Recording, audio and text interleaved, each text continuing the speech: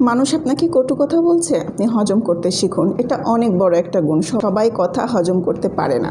কারোর সাথে কথা না বাড়িয়ে নিজের কাজে মনোযোগ দিন। এটা আপনাকে জীবনে অনেক দূর নিয়ে যাবে এবং অনেক বড় হতে সাহায্য করবে।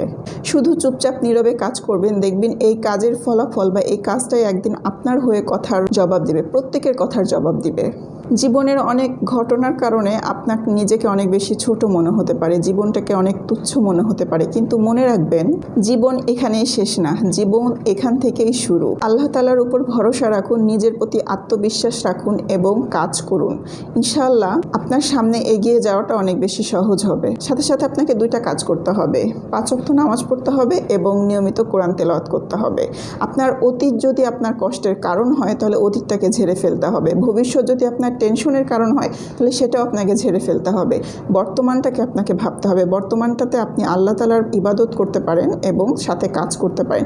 এই দুইটা আপনি যদি কন্টিনিউ করতে পারেন তাহলে দেখবেন সফলতা আপনার হাতে ধরা দেবেই। বর্তমান নিয়ে চিন্তা না করে বর্তমানটাকে উপভোগ করুন, আল্লাহ তাআলার উপর ভরসা রাখুন। বেশি বেশি করে আল্লাহ তাআলার নিয়ামতের শুকরিয়া আদায় করুন, আনন্দে বাঁচুন, নিজের এই সুন্দর জীবনটাকে উপভোগ করুন।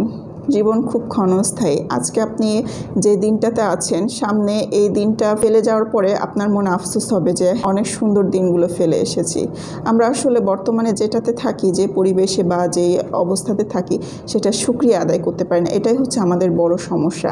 এই শুকরিয়া আদায় করতে না পারার কারণেই আমরা আসলে অনেক বেশি হীনমন্যতায় ভুগি। এই হীনমন্যতা থেকে সবাইকে আল্লাহ তাআলা বের হওয়ার তৌফিক দান করুক। আমিন।